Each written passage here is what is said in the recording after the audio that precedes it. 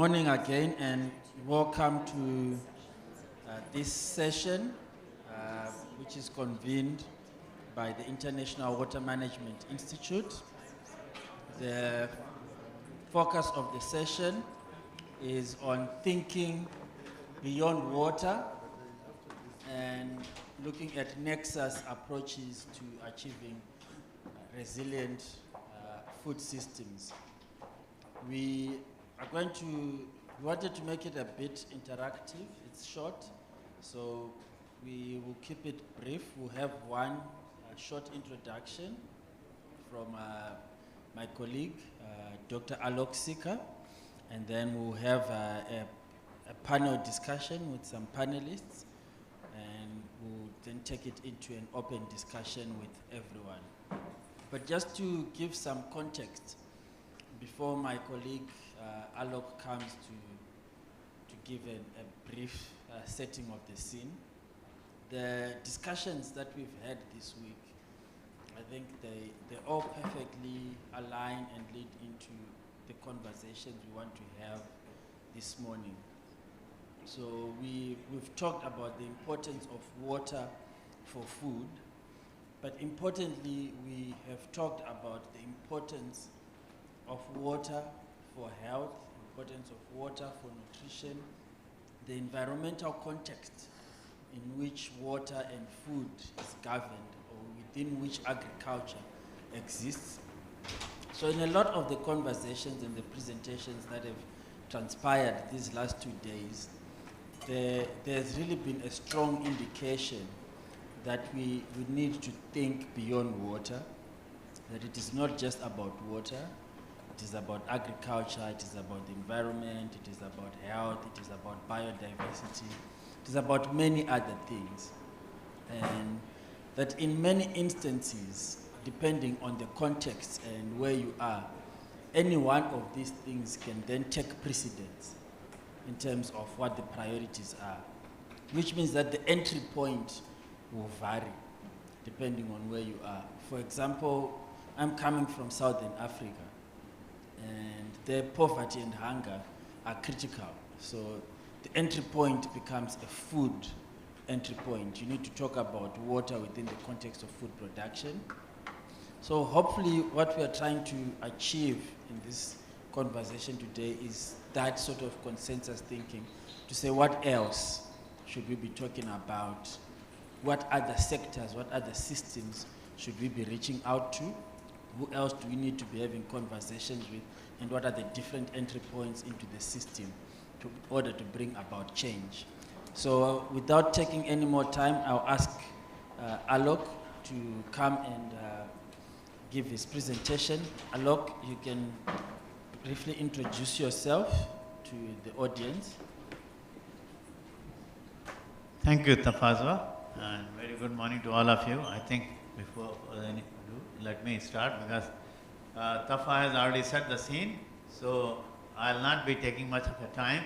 And as he has already indicated that the way things are moving in terms of climate change and increasing demand, I think when we are talking about water management, you just can't manage water just looking at the water alone, because you have to see, because the policies and the programs and the actions in other sectors, be it food, energy, environment, they all shape the way the water is managed. So that's kind of a thinking that we are thinking, that we should be thinking beyond water and not just a typically an engineering way of resolving and trying to see that once we feel that we have created a water as a resource, our job is over and everything. But we know that that's only the entry point, and everything revolves around that. But in order to see that how it really works, we have to also see that how we integrate with that to make best use of, or the most efficient and most productive use of the water, and in connoissance with other sectors, as I have mentioned. So this is just a simple example that we always feel that water is a means. It remains as a means, but it doesn't become an end unless you try and integrate with other things in a more efficient and productive manner. So that's the kind of a thinking that's one way of thinking about the thinking beyond water, that how best we can integrate with the community process, also with the agriculture production systems, livelihood support system, as you can see here, all around, and also bringing in the crop diversification, monitoring, and so on and so forth, so that you go on adding more and more value to water. So that's kind of a thinking. The other thing is that we also think how it has to interact and integrate with the other sectors, which every actor work in the silos. And that's where we work in water management with the lens of water, energy, food, environment nexus. And particularly when we are looking into the climate change, that's really becoming far more even important. And so that's the kind of the theme of this particular talk today, this particular session today, that we are trying to look into, that how best we can manage in a more sustainable manner, because of trying to see that how best the nexus or the interconnectedness across water, food, energy, and environment can be synergized, can be harnessed in a way that it is going to be much more complementary and supplementary to each other, rather than working and looking at it in isolation. Of course, in the next session, I might talk also about one of the initiative which we have on the nexus gain. So that's also around that particular thing. This looks a bit complicated, but the idea here is to demonstrate that when you are looking into, only if you try and look into the middle row, that there we are looking into, say for example, we are moving away from furrow to sprinkler or the drip irrigation, and we just look into only how it saves energy, how it saves water, or how it improves productivity. You will normally look into isolation. But can we try and look into an integrated index, integrated water, energy, food index? So on the top row, what you have seen here, that's kind of an integrated index, because the same intervention may have a different kind of connotation, may have a different kind of things for the water, energy, and the food. So we have tried to look into an integrated way of depicting that. And if you try and look into the bottom row, you'll see that how do you gain when you try and look into the integrated way of looking into the integrated water, energy, food nexus, when we move away from, say, one intervention to the another intervention. So this is using the sustainability polygon methods and trying to work out. So the idea was that instead of looking into just one kind of index, we try to look into the more composite index toward the water, energy, food index. And as Tafazwa has mentioned, that particularly this particular session, we are trying to look into, and there are a few questions that we will be putting to the panelists, that what are the key drivers for unsustainability and the trade-offs and synergies, and also what are the barriers and the potential pathways to achieve this kind of a synergy, and what are the kind of the policy changes which are required, or what are the enablers in that kind of a thing, and how can the water, energy, food nexus be an enabler, as I was mentioning to you, and also what are the necessary investments to be made, particularly looking into in smallholder farmers in view of this climate change impacts. And finally, the question, very good question, which my colleague, my friend Rabi has included. So that's how do we create incentives for other stakeholders to contribute to water challenge? Because if I had to collaborate with you, what is the incentive to me? So that's kind of very important thing, looking into the policy. So I think I'll leave it over here and pass it on to Tafazwa for taking it forward. Thank you very much. Thank you very much, Alok, for that brief setting of the scene. I will invite the panelists to come and sit up front. So Alok, you can come back. Rabi, Maxwell, Amal, and Somya, you can all come back.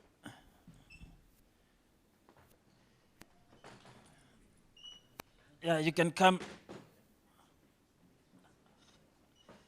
Yeah, you can come, Alok. Yeah.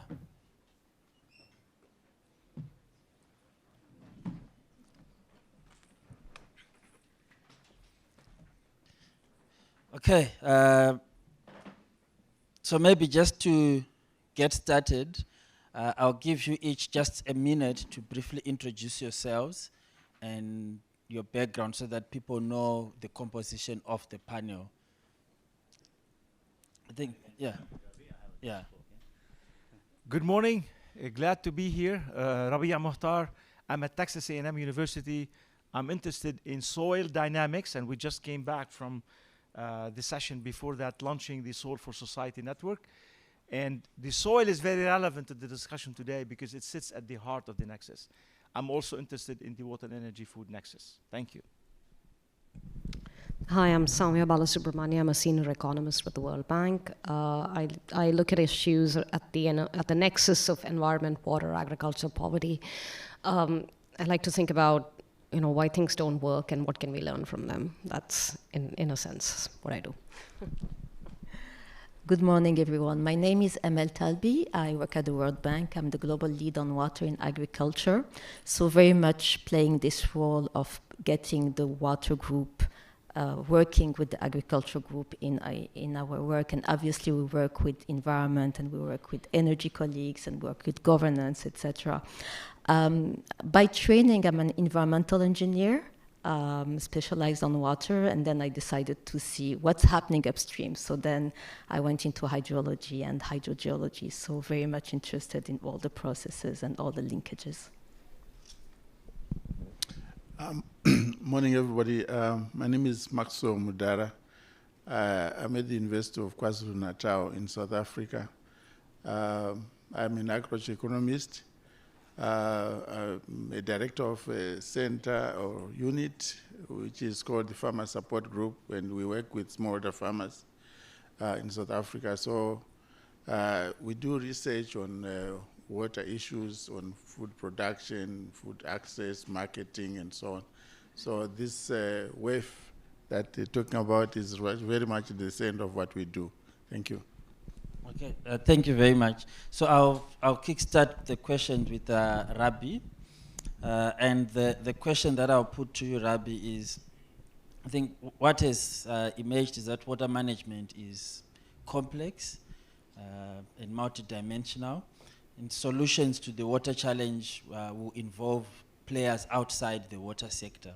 So how do we create incentives for other stakeholders to contribute to the water challenges? Thank you so much.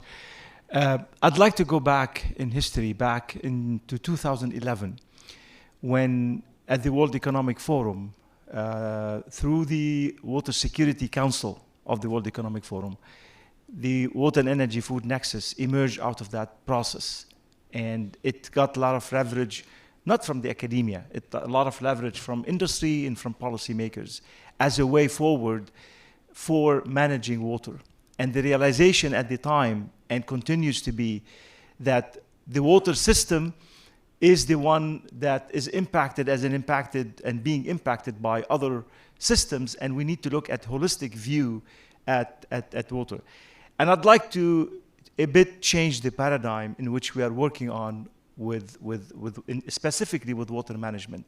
And I'd like us to, in fact, starting from the theme of the conference, water for food, water for energy, water for health. And I'd like to change that paradigm into water and food, water and health, water and society. Because it's not a one direction, it's a two direction. Water impacts other sectors, but it's also being impacted. So that's the first paradigm shift that we need to transition into in the nexus. And that goes into the question that you just laid out, which was what are incentives? If you're bringing the energy sector, or if you're bringing in the agriculture sector as the main user of water, what's the incentive for them to be in the table if you're going to be centric on water, if you're going to be water-centric or food-centric?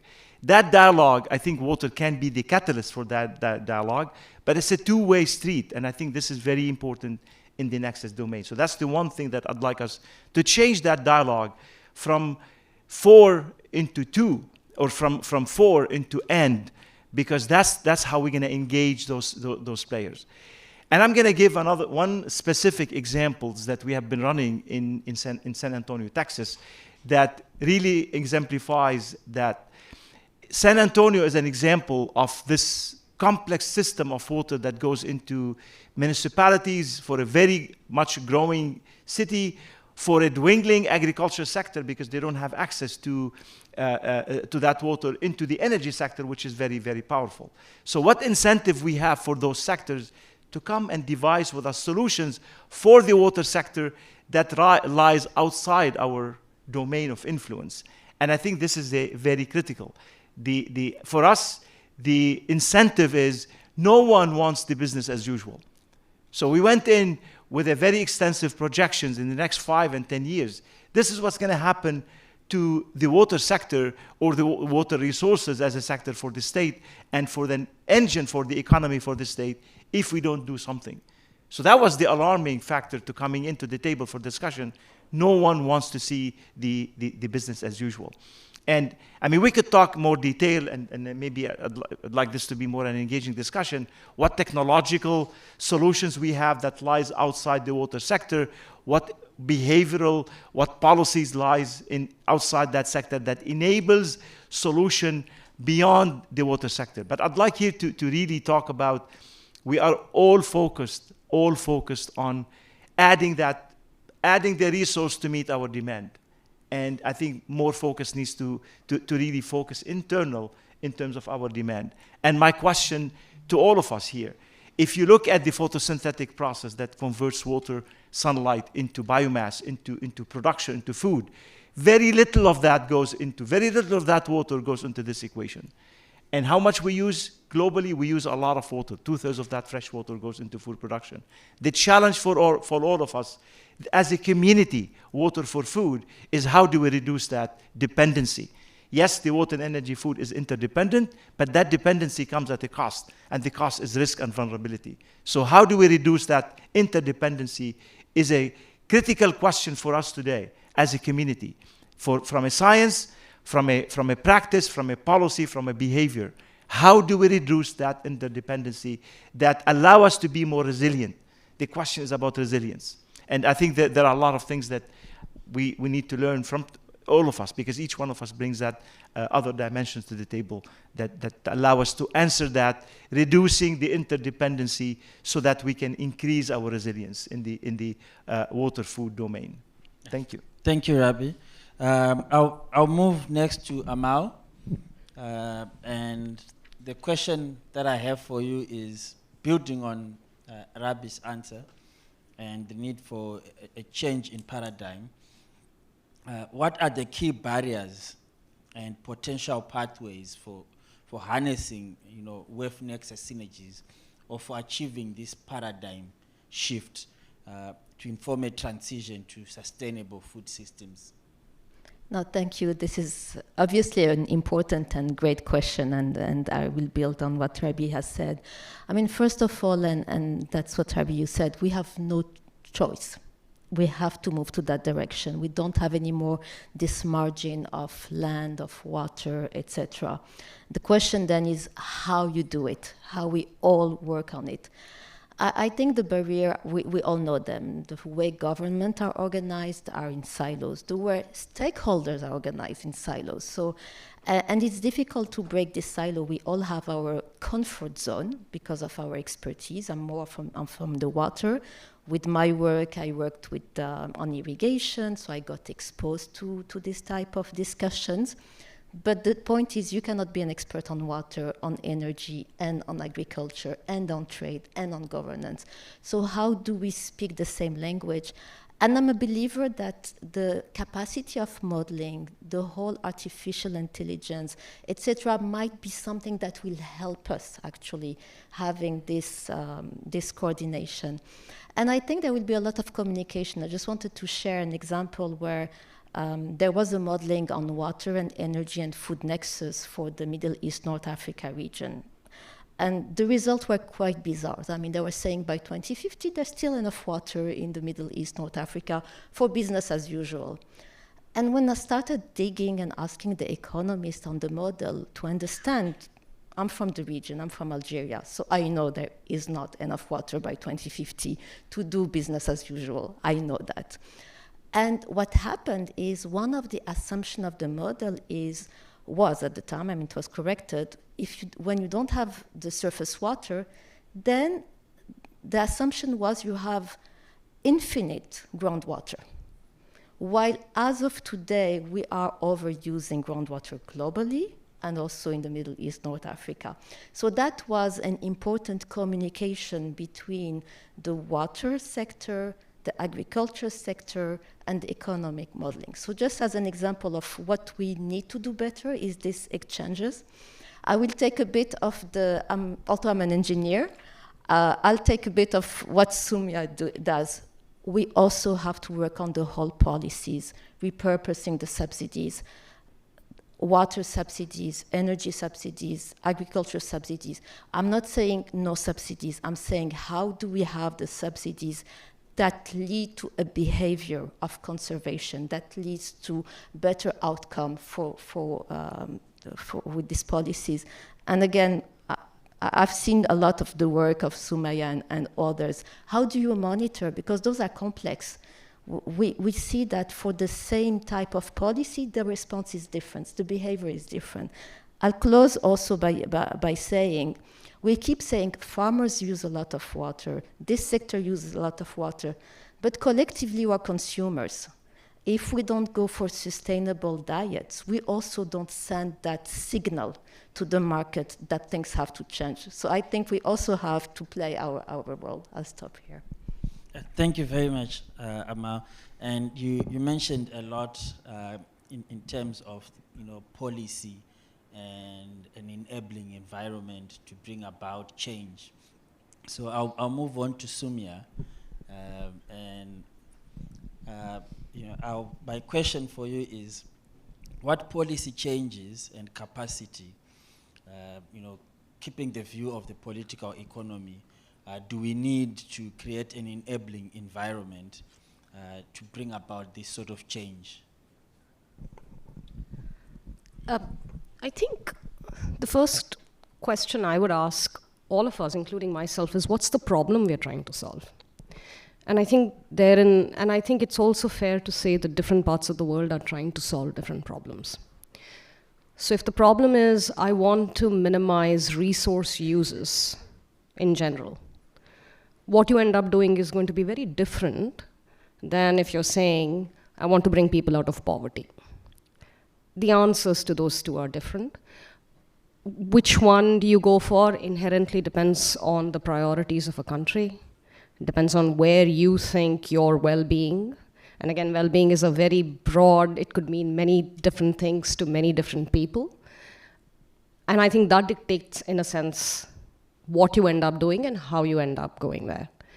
The other thing to think about, I think, which is implicitly missing in this conversation, irrespective of whether you're trying to reduce resource use or you're trying to minimize poverty or improve livelihoods, for whom and by whom?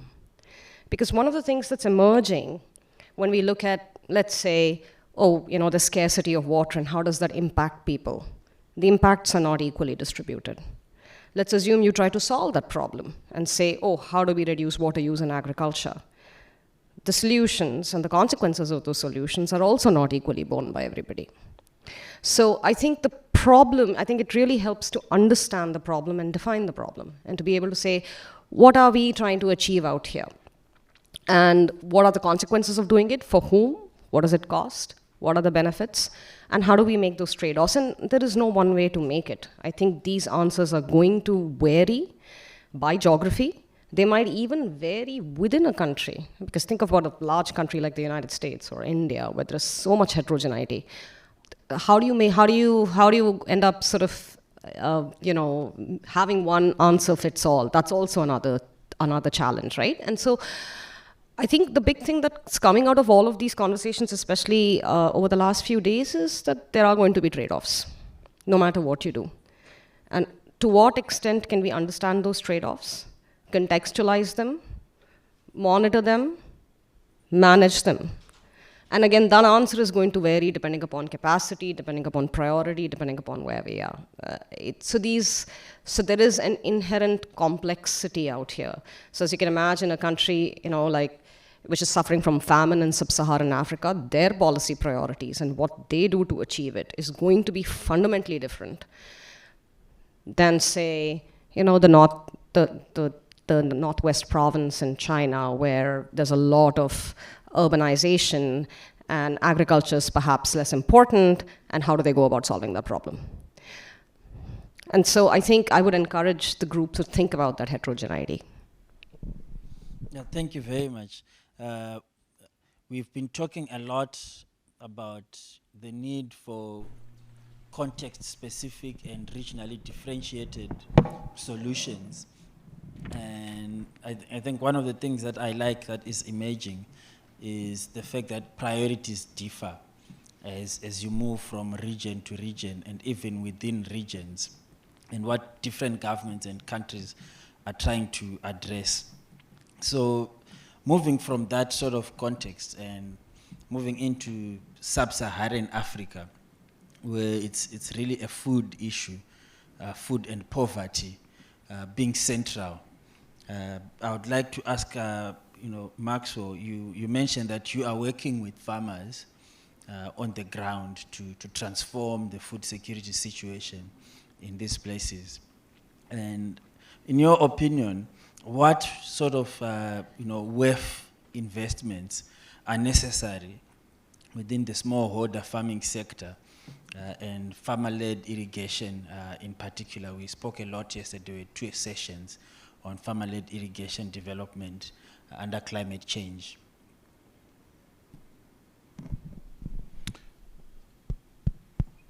Is it on? Thank you, Tafadza. Yeah, I think for the smallholder farmers in Southern Africa in general, but bearing in mind the heterogeneity that we have mentioned here, but by and large, we are faced with the food shortages, food insecurity, lack of access to clean water, reliable water for irrigation, and also the energy that is required to extract the water and use. And my take is that a lot of these things are related, and particularly in this climate change environment, what you do in one space is going to affect the other. So if you mess around with the energy sources you use, then you are going to cause use fossil fuels and reduce and cause variability in rainfall, and that affects water. So your question is what kind of investments can we do in this environment to ensure that we secure the smallholder farmers or the farmers, and yet at the same time we've got these challenges. And so I think there are a number of areas in which we can intervene, particularly from the water infrastructure. I think a lot of the water in Southern Africa, in the smallholder farming sectors, is lost. It goes to the sea. Of course, we know there's need for, water that is in the rivers for life and so on. But by and large, a lot of it is lost. And in fact, it causes land degradation as it goes, which itself leads to further reduction in food production. So maybe those are investments that we could first look at, storing water within the maybe small dams that can become large and so on. And even not only talking about physical water bodies, but even restoration of the landscape, so that we don't have fast water flows. We plant species that are local that can reduce the runoff and so on. That could be one area. And then the other area could be in the area of renewable energy, so that farmers can move away from the use of fossil fuels. We can plant trees, we can harness solar energy, but of course the question is going to be affordability. Can we make loans available, or can the prices? I think we have had discussions during the week or during this conference, people talking about removing the taxes, that governments charge, we can reduce the cost of these solar panels and equipment to less than half the current prices, and maybe make them affordable. But still, they're expensive even when they are half for smallholder farmers. So maybe we need to look for innovative ways to make them accessible. But also investments can be in terms of productivity interventions, so that we don't continue expanding and opening other areas and making land vulnerable, and increasing carbon oxidation and so on. I'm an economist, so some of the terms you can correct me. But we can increase the productivity, and that is going to involve improving access to extension and knowledge. Maybe we need more, better ways of communicating information, timely information, including weather information. You know, we're talking about in Southern Africa now, the El Nino effect that is coming. Is this being communicated? How do farmers respond? So this way of communicating are kind of investments that are required. That's how I perceive it. These are investments. And also, there was talk in this conference about women, access to land, and because the tenure regime dictates how people are going to invest. So we can talk about investing and restoring land and the integrity of land, but if people don't have land tenure rights, then there's no incentive. So I think these are some of the areas in which we can invest for the WEFE approach. Thank you. Okay, thank you. I really like the answers that have been coming through, and I have to go off script now. My apologies to the panel. And this question just came up now as you were talking. The issues of environment have been raised.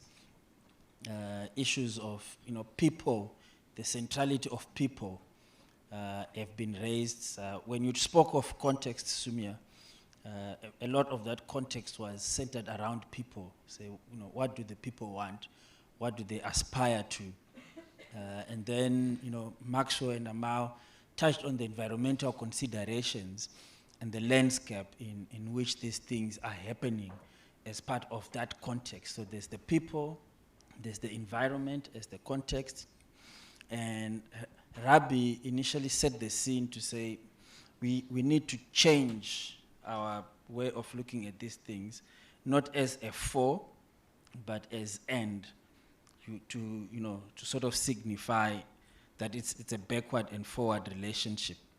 So my question back to the panel is, in light of these, the environment, the people and planet considerations, how broad do we need to think? Because there's limits. We talk of the water, energy, food nexus. We talk now of the water, energy, food, environment nexus.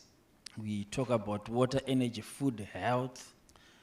Some have added land, and it's all getting complicated because at each point we are trying to broaden and link it to other things.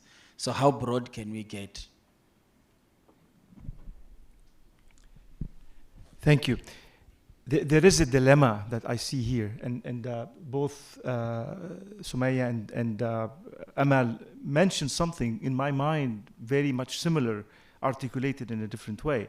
So Sumaya asked the question, is the question people or resource efficiency or keeping people out of poverty? The same question, more or less, that Amal talked about, subsidy, lifting subsidy could be, or the subsidy has created a culture of waste. The bigger question in my mind, which is a dilemma for us, is what would be the balance between access. I mean, we are all acknowledge that the sustainable development goals, our targets are not being met. So the dilemma that I have in mind is how do we include that externality in the cost? for environment, water for environment, the whole ecosystem, and access. Because if we lift those subsidies, people are going to have less access to these resources. So that's a big dilemma that I think needs framing, and your question is right on target.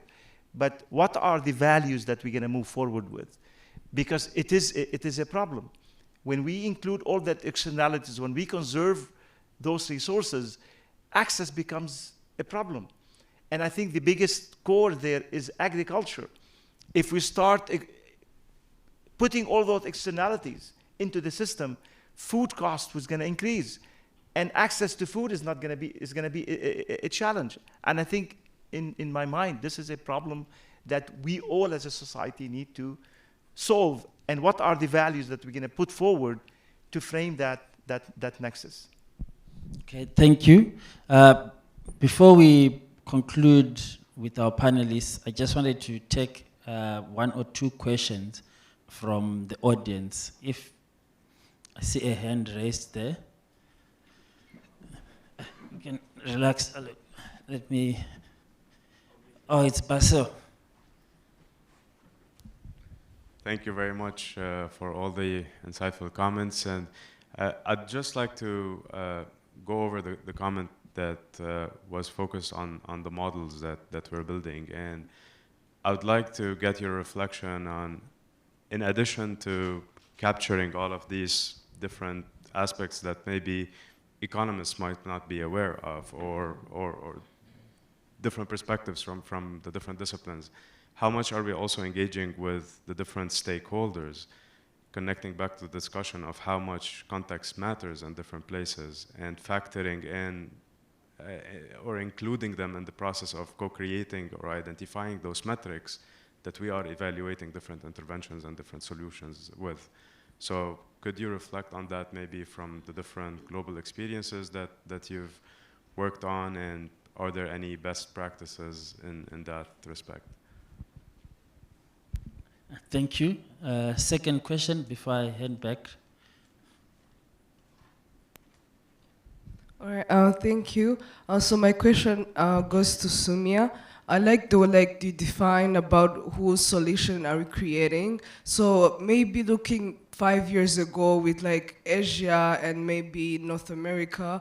So the question of water scarcity wasn't there. So in terms of policies for sub-Saharan Africa, shouldn't we start those conversations about maybe right now it's more about poverty, but looking forward, we're also gonna have issues with water. Shouldn't we start those conversations, or maybe have policies around how much water we're using for agriculture?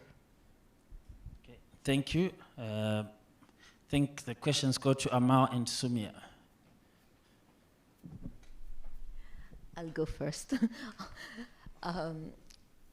So I would start by saying it depends on your audience.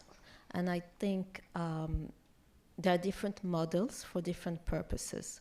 One thing that I feel we are doing better, maybe not as good as I wish, being in water and in agriculture, is articulating the impact of this mismanagement on debt, on jobs, on GDP, etc. Because unless you elevate the discussion to policymaker, to Minister of Finance, to Minister of Planning, we won't get there. And often what happens, everybody agrees that, for example, water is the priority. But somehow it's in the action plan in 5 years, in 10 years, in 15 years.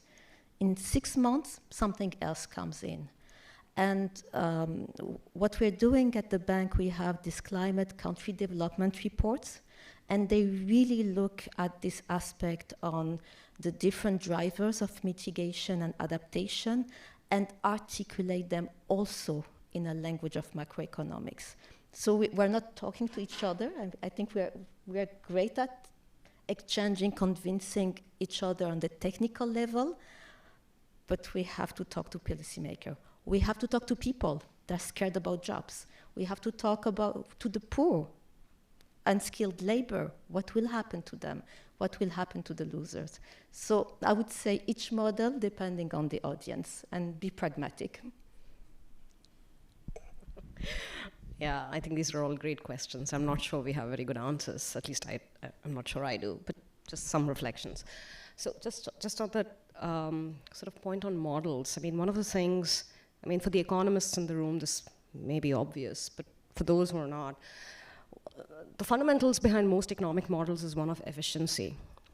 And I think there's a tendency to think that increases in efficiency also lead to conservation. And they don't. I mean, and I think that's the fundamental thing that we need to keep in mind. Efficiency simply means that you get maximum value out of a particular use, or you direct resources to where output becomes greater. It does not, unless that efficiency improvement comes with caps, hard implemented caps on how much of a resource you are actually able to extract. And this depends on our ability to A, nail that number, then B, implement it, monitor it, penalize it. Increases in efficiency when other things can change will very likely lead to more intensive use of greater resources. So that's the first thing that I think becomes important to understand. And I think that's the reason why we start battling this question of sustainability. Because we're trying to sort of inherently say, how do we just use less while we're still trying to increase efficiency? And this is in a sense, I'm willing to accept it may be the limitation of the discipline. And I think it's important that we put it out there. But that's got nothing to do with me, or that's just what the discipline is. Coming back to this issue of priorities differ, and I think you're absolutely right when you say priorities are also not static. Not only do they change across space, they also change over time. And I think that's one of, again, I don't have a good answer here, but I think certainly one of the things that we have observed is the inability of policy and institutions to change as situations change. And I think globally this is again something that's common. And so part of it is thinking about lock-ins. If we are going to do something today, if we are going to subsidize something today, what kind of lock-in are we getting into? And is there another way that we could be doing this? Particularly in the context of poverty, right? What are the different pathways through which poverty could be reduced? Is it through subsidizing the pump? Or is it through removing information asymmetries? So for example, some of the work that we did in talking about irrigation, right, in sub-Saharan Africa, where clearly there's a need to expand irrigation because production of food is falling, imports are increasing, prices are rising, malnutrition, per capita consumption of food is falling. Every reason, if we believe, and as a government, that might be your priority to say, I don't want my people to starve and be malnourished, which is a perfectly reasonable priority to have. And the question becomes, okay, if we need to get into irrigated agriculture, what do we support? And the tendency is, let's subsidize the pump, because pumps are expensive, we don't get them. And fair enough, I don't think that's a bad way to think about it. But why would you drill a pump? Why would you purchase a pump when you don't know where to install it? Because you don't know where to drill. Drilling is very expensive. Borehole failure is very high. It costs $4,000, $5,000 to drill a borehole. And almost everybody that we worked with in sub-Saharan Africa when we were doing this research to understand what should you be supporting? What makes sense? What do farmers want to be supported in? And what comes out is, I would rather have good hydrology and failure rates on borehole drilling to be low rather than have the pump subsidized. Because why would I purchase even a $2,000 pump if it's fairly likely I'll lose $5,000 in just drilling the borehole? So I think, and this is what is reducing failure and borehole rate, right? It's basically better information on the spatio-temporal availability of water. Training extension in order to be able to expand this type of irrigation in places where aquifers can sustain it to some extent, where recharge is possible, etc., right? That's a public good endeavor. And so are we trying to solve second-order problems without solving the first-order problem? I think that's part of what we need to be thinking about as well. And it does involve a little bit of movement, perhaps, from sort of, what we call hubris to humility, right? So, I mean, it may involve all of us to take a step back and then think about these lock-ins. And I think what we're learning is even if we end up, quote unquote, having better subsidies, there will always be consequences.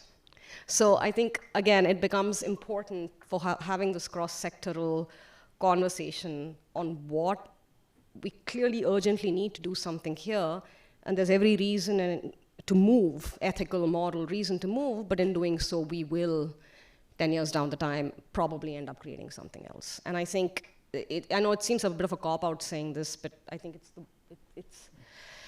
I'm not sure what else, one can do. Thank you very much. I have to wrap up the session now, but Alok, I'll ask you to just give us the closing remarks, and then we can wrap up the session. I think the conversations have been quite good, and hopefully next time we'll get an opportunity to really take these conversations beyond 45 minutes and, really exhaust them. Otherwise, I think we are over time, so Alok, I'll have to skip you. There's no need. Yeah. You've already given the closing remarks, and the only thing is that I would just like to respond to one or two things like what Soumya was telling about. What in fact we have been looking into is, we know that varies from context and the geographies. So what we are thinking about is a framework, because a generic kind of a framework, of course the nitty-gritties will vary. So that's the kind of the main purpose. And the other sole purpose was that when we're talking about what is that the problem and what we are trying to solve for whom, the answer is that all these resources which are interconnected, the main purpose is in trying to see that how best we can bring in the synergy in order to reduce the kind of imbalances. And so that's the kind of a thing to the main purpose. And so that's why we were thinking about coming up with a kind of a framework. So I think, thank you all very much, and now we close this session. You have a final word. Thank you very much, everyone. We bring this to an end.